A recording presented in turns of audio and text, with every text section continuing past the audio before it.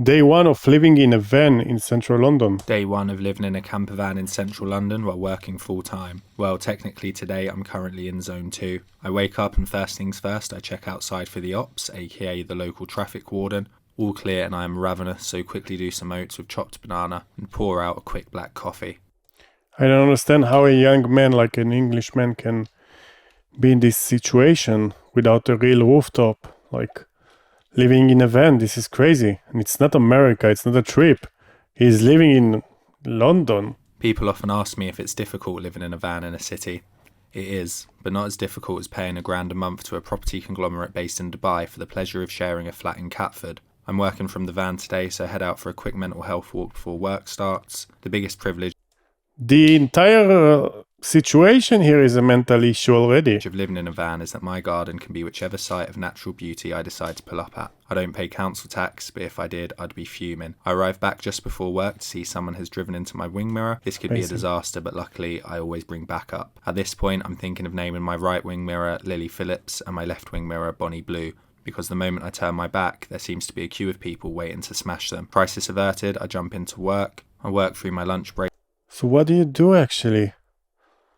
What do you do for work? like the good little boy they pay me to be. Done for the day, I have a quick tidy up. I do Do they know? Like, I wonder if his workplace know that they are not paying enough for the guy and he's not living on the street but in a van. a quick bit of editing, but it's getting dark and chilly, so I heat up some leftover spag bowl to eat while I watch Severance. It's the middle of February and it's freezing in the van I wonder how he's getting like internet. Is it from like the neighbor? He's maybe pulling over wherever he got internet. tonight, so time to put on my gym jams and get under the covers where I can sleep easy knowing I've gone the whole day without making any landlords richer. Day one of living in a What about hitting?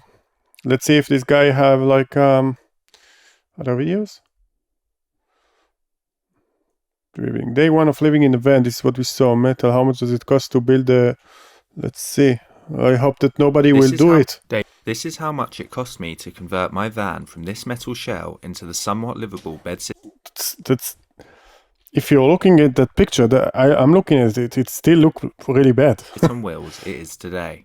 The van cost me £7,500. It's a good deal. Costs only rose from there, as I gutted it and began lining the metal with wood, which, despite literally growing on trees, is apparently the most expensive commodity on Earth. I also installed windows and solar panels because it was important to me that my 3-ton diesel van was environmentally friendly. Finishing the floor cost a few £100, even though only about 20% of it is actually visible now. But by far the biggest cost was the thousands of pounds I spent on the electrics. My van runs off grid sustainably, so at least I'll eventually earn this cost back after about 50 years. And really, it's just a small price to pay for the thrill I didn't got that like the 50 years. It's gonna. of having a live fire risk under my head every night while I sleep. Even the insulation cost loads and made my van And what heating are you going to do with the insulation? stink like sheep, and the costs kept accumulating as I began to finish the walls and ceiling. I spent hundreds of pounds in IKEA on cupboards, door handles and Swedish meatballs, and all the little finishing tasks just kept adding up.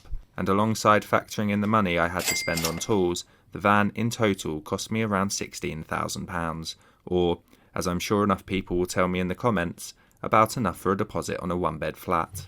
This is how Oh, yeah, and they're right. And you thought about it.